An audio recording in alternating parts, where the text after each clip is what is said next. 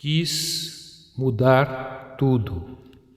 Mudei tudo. Agora posso tudo. Tudo. Mudaria. Bom, os concretos estavam dedicados a mudar não somente a linguagem da poesia em geral, mas de alguma maneira criticar todas as linguagens autoritárias.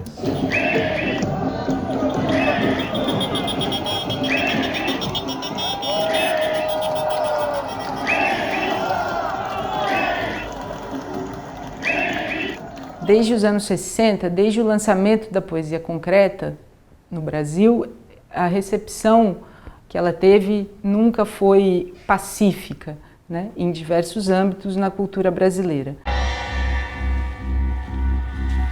Quando a poesia concreta surgiu, em meados dos anos 50, certamente ela provocou um grande choque, por vários motivos, que levaram a inúmeras polêmicas em jornais, em todo tipo de lugar de mediação cultural, né, de difusão. Essas questões eram ao mesmo tempo litigiosas naquele momento, polêmicas. Eu costumo dizer que eu tenho saudades desse tempo em que havia debate cultural, debate literário, porque o fato de haver polêmica e consistente, na verdade, indicava um mundo em que literatura era uma coisa efetivamente importante, né, que reflexão estava intervindo sobre o mundo, para além das academias ou dos setores especializados, né? Então, isso é uma marca muito forte do período, e aí tem uma questão da recepção da poesia concreta, tem certos embates.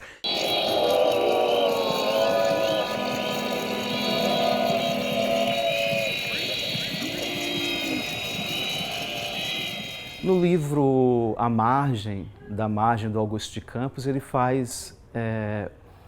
elenca uma série de reações à poesia concreta no Brasil ao longo das décadas. A mais célebre, a meu ver, é o Rock and Roll da Poesia, né, que é uma reportagem da revista Cruzeiro, que destaca esse movimento da poesia concreta e aponta também as reações que houve a ela, não só na imprensa, mas no circuito geral das artes. Eu acredito que no centro dessa reação está a própria animosidade provocada por movimentos de vanguarda, programáticos, necessariamente agressivos em relação à tradição precedente, à eleição de seus predecessores, como claramente os concretos estabeleceram, né, com o Mallarmé, o Pound, né, e o Cummings, enfim. Um lance de dados jamais, Mesmo quando lançado em circunstâncias eternas, do fundo de um naufrágio, jamais abolirá o acaso.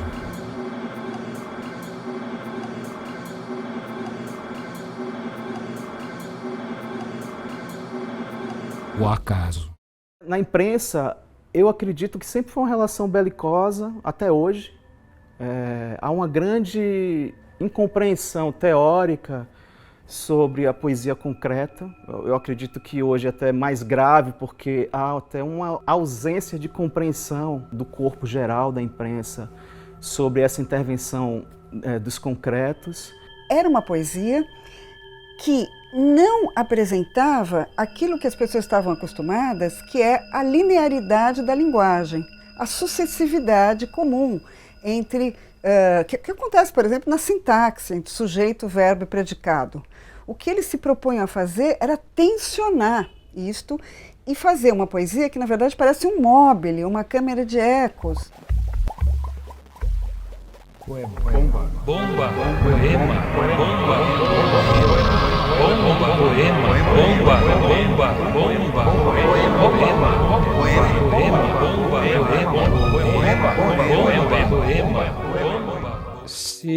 nasce, morre, nasce, morre, nasce, morre, renasce, remorre, renasce, remorre, renasce, remorre, desnasce, desmorre, desnasce, desmorre, desnasce, desmorre, nasce, morre, nasce, morre, nasce, morre, se, re. Então você ouve e vê a palavra com muito mais textura. Então esse eu acho que foi talvez o grande choque dos leitores de poesia naquele momento. Uma poesia que não era de verso. Mas acho que todas as polêmicas revelam um alto grau de distância emocional de uma tradição lírica que é estabelecida no Brasil, desse tipo de intervenção vanguardista, com base em uma tradição poética europeia e americana.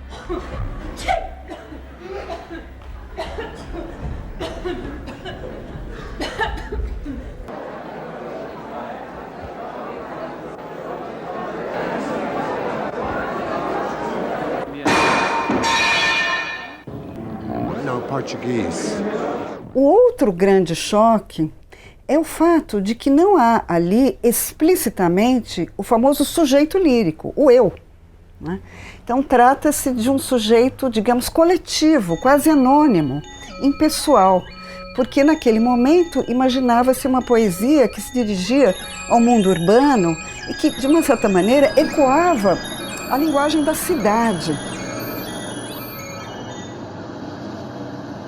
Mas se você pega a reação do Drummond, era muito uma reação que influenciou bastante.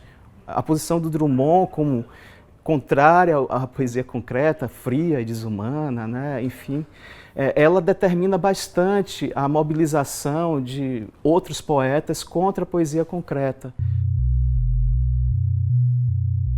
A outra polêmica era contra uma poesia muito tradicionalizada, que a gente chama de geração de 45, que recusava o que a gente chama de inovações da vanguarda, ou modernismo, mas eles se colocavam até contra o verso livre, quanto mais contra aqueles que se colocavam contra o verso, não é?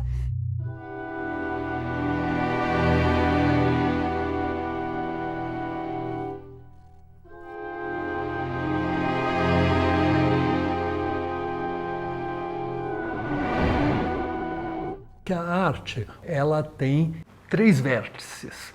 Um é a forma, o que a gente pode dizer a poiesia, a construção de linguagem, que é uma coisa decisiva na arte enquanto tal. Ao mesmo tempo, mímese, ou seja, representação do mundo. O mundo é representado na obra de arte. E, ao mesmo tempo, um terceiro vértice que é expressão.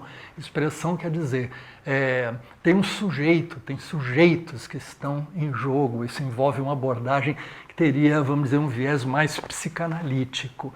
Então, um viés formalista, um viés sociológico, um viés psicanalítico, são 3 dimensões da arte que estão sempre em jogo.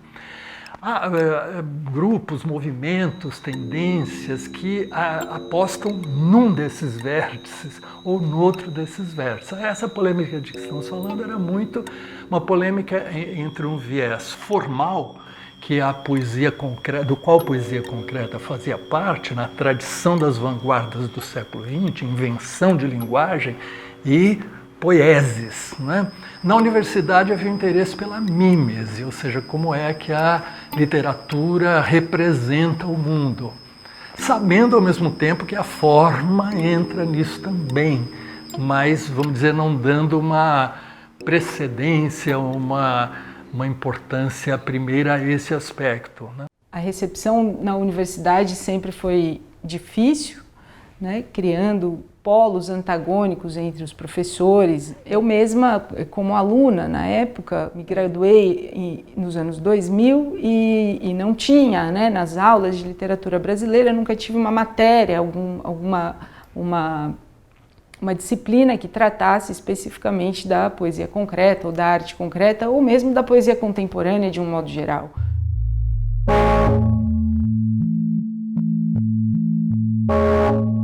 O argumento principal de restrição aos concretos era de que o modo deles considerarem a literatura era despolitizado, porque terminava por considerar a literatura, e especificamente a poesia, uma prática para iniciados.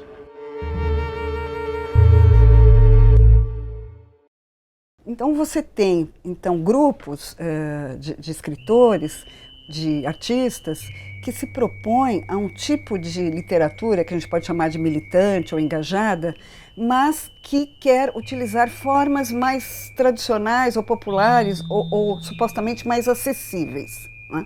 E eles justamente se colocavam contra os concretos, porque achavam que eles eram formalistas, elitistas, não engajados, o que é um grande equívoco. Por sinal, eles eram extremamente militantes também, extremamente politizados, mas eles queriam também transformar a forma, não só o conteúdo da arte. Mas esse foi um momento de grande polêmica. Isso era, na verdade, uma grande sacanagem, porque queriam deles um outro tipo de participação, quando eles sabiam que o social está na linguagem. Poesia em tempo de fome, fome em tempo de poesia, poesia em lugar do homem, pronome em lugar do nome, homem em lugar de poesia. E o que eles queriam é ir fundo na palavra, como disseram várias vezes. Assim como fazia o Mayakovsky, né? Come ananás, mastiga perdiz, teu dia está prestes, burguês. Isso é uma crítica bem direta ao sistema russo da época.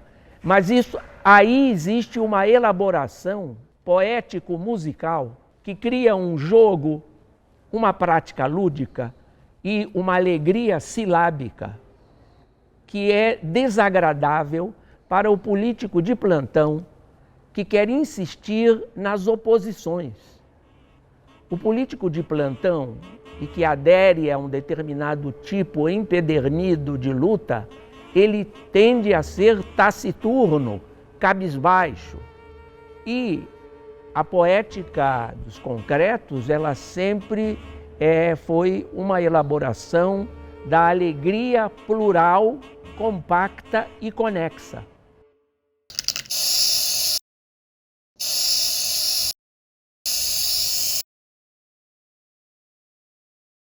Será que o meio é a mensagem, mas você pode utilizar esse meio, que é o da indústria cultural, que é o da televisão, ou das histórias em quadrinho, a linguagem das histórias em quadrinhos, de uma maneira criativa, ou você está, digamos, se entregando de uma maneira acrítica, não é? Se vendendo, como se dizia na época.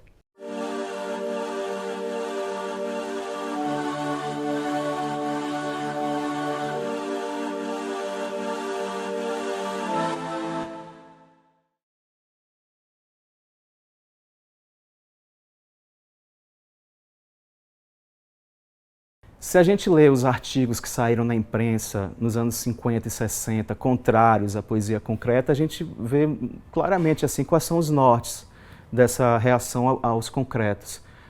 Primeiro, é uma reação de outro tipo à crise dos versos, a distância da representação da realidade, o que é algo bastante questionável, porque se você pega o plano piloto para a poesia concreta, tem um PS no final em que se fala que, ele citando o Mayakovsky, né, o Augusto, o Haroldo e o Décio, que é uma arte revolucionária, só pode ser feita através de uma forma revolucionária.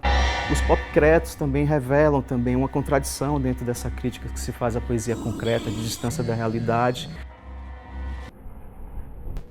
Valem meus poemas não pelo ou excremento do sentimento nacional ou pela democratização dos princípios ou concretos de si mesmos. Valem meus poemas não pela crueldade do cálculo que os contou, cantou, descantou de um lado a outro, nem pelo folclore de amores, humores, suores banháveis que tenham provocado. E lembrando, por exemplo, que o Augusto de Campos é um dos primeiros a valorizar a música do tropicalismo, que era justamente uma música que causava também quase que o mesmo tipo de polêmica. Era um momento de polarização imensa. O que não se estava percebendo, mas os concretos perceberam, é que o mundo estava mudando. Em resumo, eu acredito que havia uma forte reação à assimilação da poesia de elementos apresentados pelo desenvolvimento científico e tecnológico que se deu ali no mundo, de um modo geral, nos anos 50 e 60. Porque eu creio que nos anos 50 e 60, quando a poesia concreta começou a eclodir e tal, havia uma esperança, não é? De que, como diz o João Cabral, uma sociedade justa crescesse como o engenheiro, né? Como um prédio em que as forças racionais, as forças da tecnologia iriam ao encontro do desejo de igualdade, do desejo de maior justiça social. E eu creio que quando a poesia concreta surge, havia, de fato, essa esperança.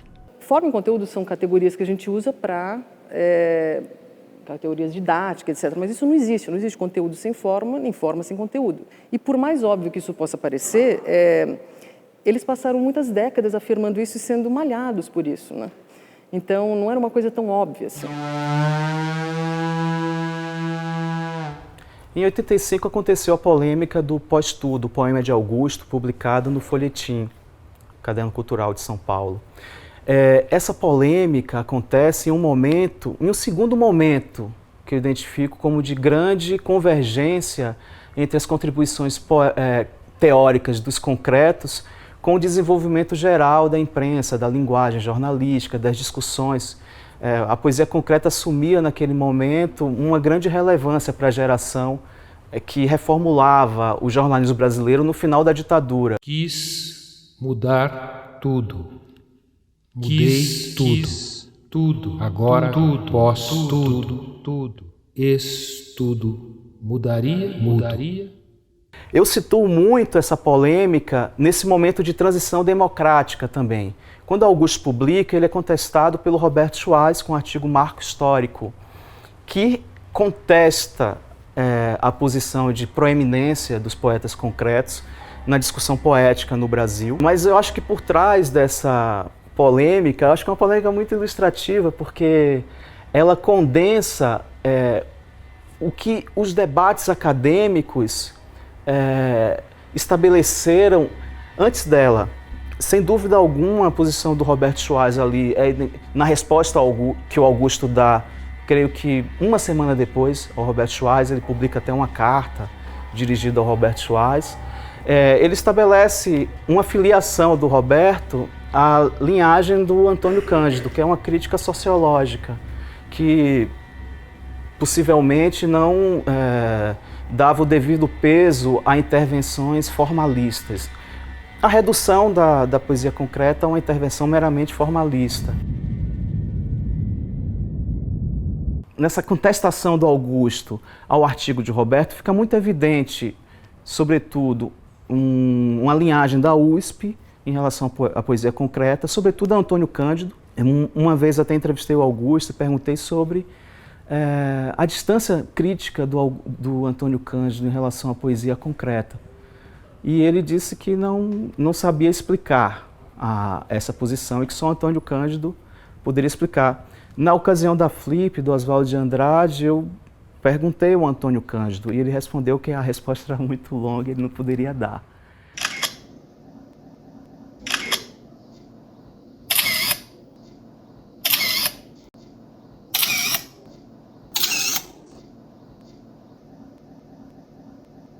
Mas eu acredito que no bojo dessa polêmica havia também, como pano de fundo,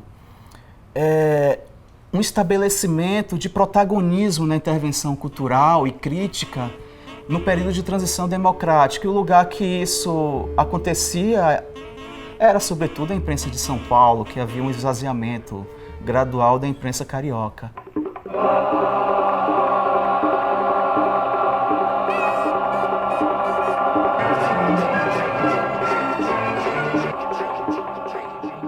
Poesia em tempo de poesia, fome em tempo de poesia, poesia em lugar do homem, pronome em lugar do nome, homem em lugar de poesia, nome em lugar do pronome, poesia de dar o nome, nomear é dar o nome.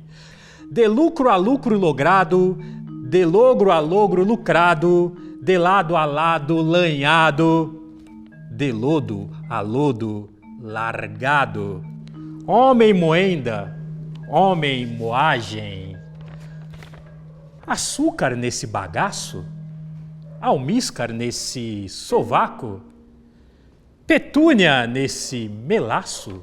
De míngua a míngua, de mogro a mogro, de morgue a morgue, de morte a morte. Sem miragem, selva selvagem, servidão de passagem.